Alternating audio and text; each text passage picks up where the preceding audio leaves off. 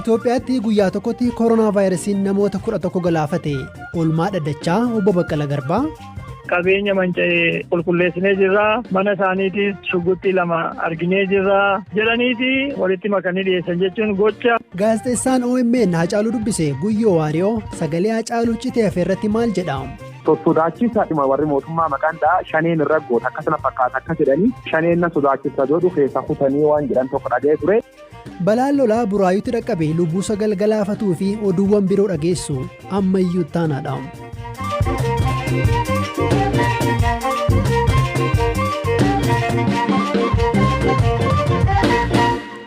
Buraayyuu irraa eegalla. Balaa lolaa sanbata waaree booda magaalaa Buraayyuu ganda Gafarsaa Noonnoo fi Gafarsaa Gujii jedhamutti mudateen lubbuun namoota 9 darbe. Itti gaafatamaan waajjira kominikeeshinii magaalichaa obbo Abdallaa Tibbeessoo BBC akka himanitti qabeenyi hedduus manca'eera. Lolaan kun gaara Wacacaa jedhamu kan aanaa sabbata Hawaas keessatti argamurraa gara kandoota kanneenitti yaa'utu himame. Kandooniin ala namoonni achi buuteen isaanii dhabame barbaadamaa jiraachuullee obbo Abdallaan BBCtti himaniiru. Balaa lolaa kanaatiin lubbuun nama 9 darbee jira. Isaan cinatti miidhaa kanaan manneen jireenyaa 35 guutumaan guututti barbadaa'anii jiru. Mana jireenyaa 150 ammoo walakkaadhaan miidhaan kan irra gahe. Beellada irraa miidhaan ga'ee jira. Miidhaan guddaan ga'ee jira.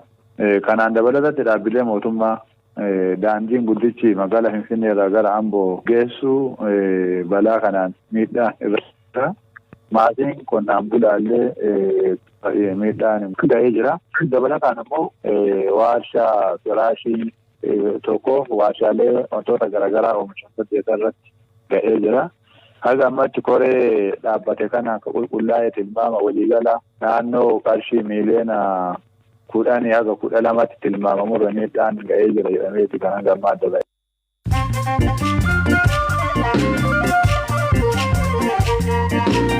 Dhaggeeffattoota keenya oduuwwan gaggabaaboo isinitti himaa. Itoophiyaatti sa'aatii 24 darban keessa namoonni 11 koronaa vaayirasiin lubbuu dhabu ministeerri fayyaa beeksise. Nama manaa guyyaa tokkotti yoo du'u kun kan jalqabaati. Namoonni dabalataa 139 har'a kan qabaman yoo ta'u waliigala Itoophiyaatti vaayirasichi namoota 7,900 ol irratti argameera. Sudaan kanneen musliiman taane alkoolii akka dhugan akkasumas amantii islaamaa jijjiiruun yakka miti jechuun seera baaste. Seera duraaniin namni amantii jijjiire dhagaan tumamee akka ajjeefamu taasifama ture. Seerri bu'uura islaamaa qabu kun waggaa 30 booda jijjiirame. Guutummaa addunyaa irratti guyyaa tokko keessatti namoonni koronaa vaayirasiin qabaman inni guddaan galmaa'e. Dilbata kaleessaa qofaatti namoonni haaraa 200,000 fi 30,000 ol qabamuu dhaabbanni fayyaa addunyaa ibseera. Sababuma vaayirasii kanaan addunyaa irratti daa'imman miiliyoona 9.7 ta'an gara barnootaatti hanga xumuraatti deebi'uu dhiisuu danda'u jechuun dhaabbanni miti mootummaa Save the Children ibseera. Manchester Cityin adabbii waggaa 2 akka Champions League irratti hirmaanneef fudhatee darbee ture oliyyachuun ofirraa kaase. Galii madda biraarraa argate akka waan ispoonsaraan argatetti ibseera jechuun Federeeshiniin Kubbaa Miilaa Awurooppaa himatee ture.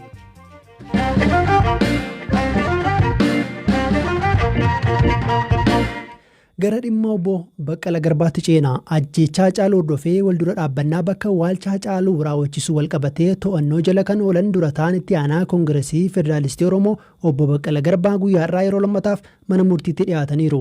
Qorattoonni abbaa alangaa sanbata darbe ibsa kennaniin obbo Baqqalaan gaafa reeffi gara Finfinnee akka dhufu taasifame sana uummanni akka mormu bilbilaan ergaa dabarsaniiru jechuun himataniiru. Gama kaaniin obbo Baqqalaa Jawaar Hamzaa Booranaa fi Shamsaddiin Xaa Komishinii Poolisii Finfinnee irraa gara Poolisii naannoo Meeksikoo argamutti geeffamuun isaanii ibsameera. Olmaarraa mana murtii sadarkaa jalqabaa federaalaa dhaddacha lidataa oole irratti obbo Baqqalaa waan dubbatan abukaatoo isaanii obbo Tuulii Baayisaa gaafadheera. Isaan kan jedhanii gaafa qabaman sana jechuudha. Gaafa reeffa Haacaaluu geggeessuudhaaf ba'anii akkuma nama kamiyyuu reeffa geggeessuudhaaf reeffi isaan dursee akka bahee fi isaan immoo reeffa qaqqabuudhaaf hordofaa reeffi karaa Buraayyuu gama Maazagaajaa yoo deemu isaan immoo karaa Gafarsa Noonnoo yookaan karaa Shawaa Meedaa jedhamu kana qaqqabuudhaaf yoo deeman reeffi kellaa irratti namni karaa cufee dabarre waan ta'eef reeffi naannoo gaafa sanoonnoo iddoo buufata poolisii jedhamutti akka deebi'etti dhufee fi reefa wajjin akka gara akka magaalaa Finfinneetti deebi'an.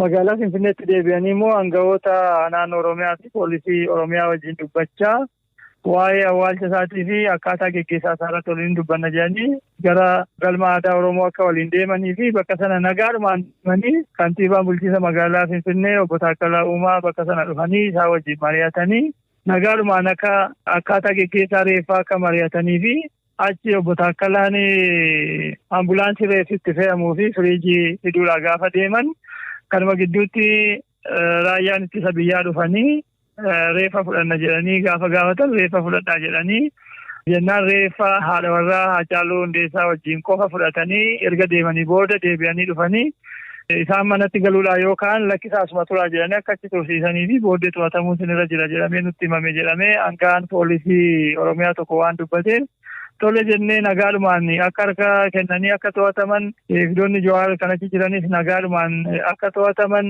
namni tokkittiin akka walitti hin dubbanne akka walitti illee mufanne rasaasni tokko akka hin dhukaafamne nagaadhumaan achi deemne wanti nu raawwanne tokkoyyuu hin jiru yakki nu balleessine tokkos hin jiru yaadaanis gochaanis barreeffamaanis imeeliidhaanis haa ta'u meeseejiidhaan yookaan tekstiidhaan akkasumas bilbilaan gocha kana raawwadhaa gocha kana godhaa jennee wanti nu dubbanne tokkoyyuu hin jiru balleessaa tokkoyyuu hin qabnu ta'ee jedhanii siyaasa keessatti akka nu hin hirmaanneef dhimma kana shira kana nurratti kan xaxameedha malee nu balleessaa tokkoyyuu hin qabnu jedhanii mana murtiitiif jecha isaanii kennanii ibsan jechuudha. Poolisiin qorannoo akkamii irratti dhiyeesse?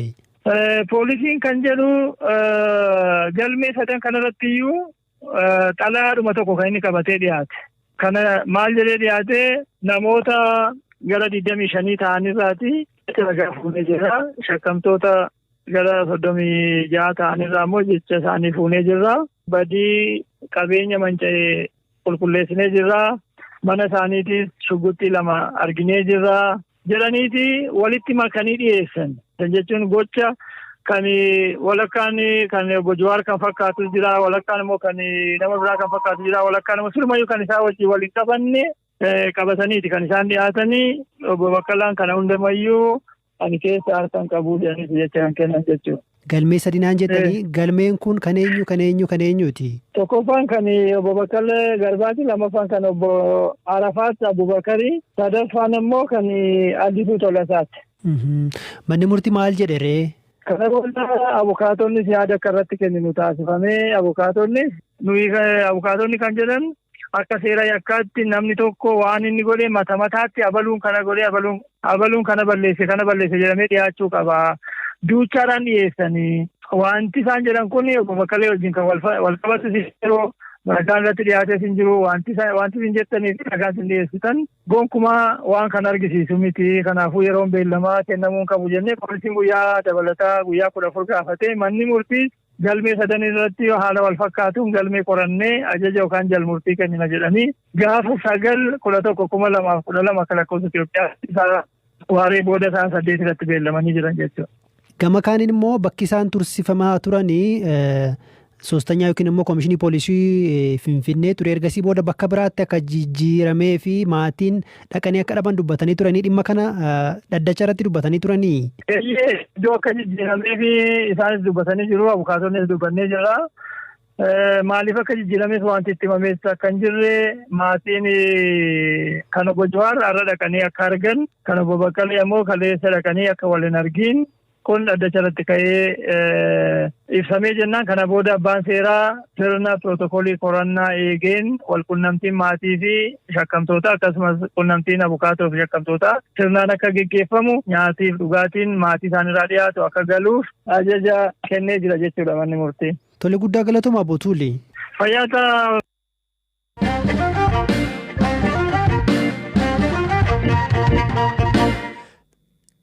Isa xumuraarra geenyeerraa hanga ammaa kan beeknuun gaaffii fi deebiin xumuraa weellisaa Haacaaluu Hundeessaa 7 lamanarraa ajjeefamuun dura miidiyaa irratti taasise OMN waliin guyyaa dheengaddaa qorattoonni abbaa alangaa federaalaa sagaleen Haacaaluu garee shinee jedhan irraa doorsisni itti taasifamaa ture akkasumas jijjiira kana jijjiirama kana deeggaruu isaa ibse OMN kutee hambiseera jechuun himataniiru.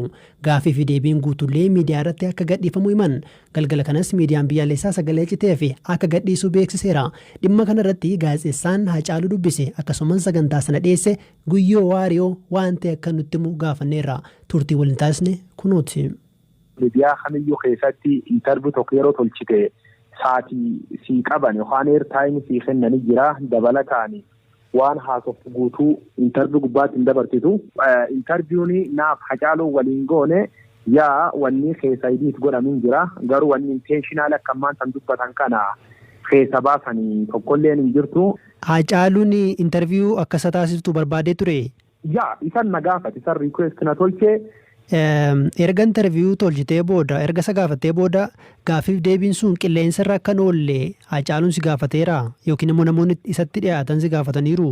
Waan hunda eegi intarviewuun dabartes walaasaa turre yaada gargaras kennaaf ture illee na gaafachaa ture. Haa taatuuti ammoo wantoota muraasa tokko osoo keessa baafte kanneen aan jedhe wanni tokko lama hin jirti.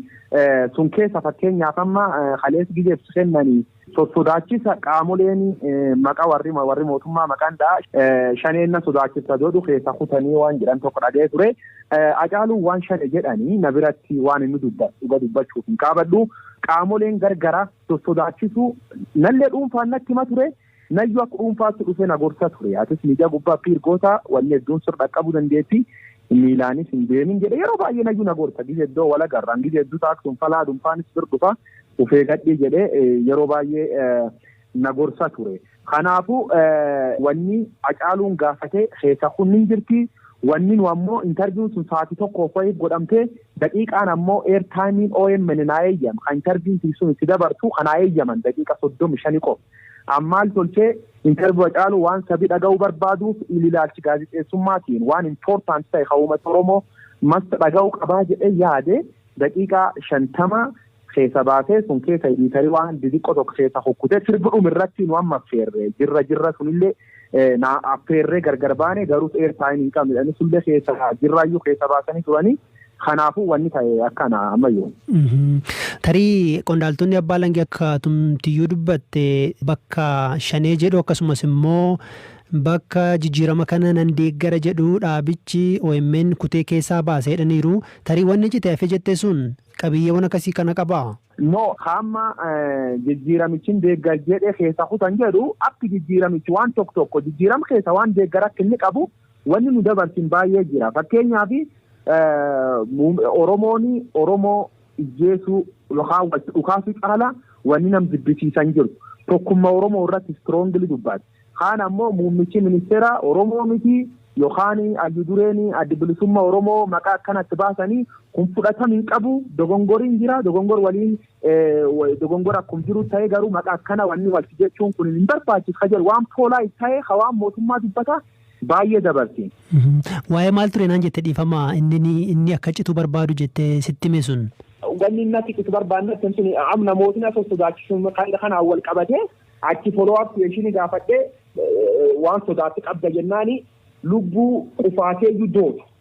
Nam tokko hin sodaatu jedhee ture ishee summee xiqqoo adoo keessa baafte naan jedhee keessa baafne jira. Qaamolee mootummaa qaamolee opposiishinii waan uummati dhaga'u barbaade dhiyeessinaa namoota finni sun ammoo uummataan walitti fiduu malee uummataan gargar fageessuu miti. Kanaafuu jecha Haacaaluu adoo miidhaan dhaqqab jedhanii keessa baasan jedhan suni I don't know. Kun naafi nayyuu na ajaa'ib yoo miidiyaa gubbaa dhaga na dhukkuba beekta na dhukkuba. Dhaggeeffattoota keenya sagantaa BBC Afaan Oromoo caqasaa jirtu dhimmoota kaan keessumaa haala Guyyoo wariyoonii fi gaazexeessonni OMN keessa jiran immoo boor isiniif dhiyeessina. Egaa sagantaawwan biroo immoo gama websaayitii keenyarraa argachuu dandeessu. Boor walitti deebinaa sagantaarraa kan isin qopheessite Firaafolee Dhugaasaadhaa kan isin dhiyeesse immoo ammayyuu taanaadha. Boor walitti deebinaa halkan gaarii.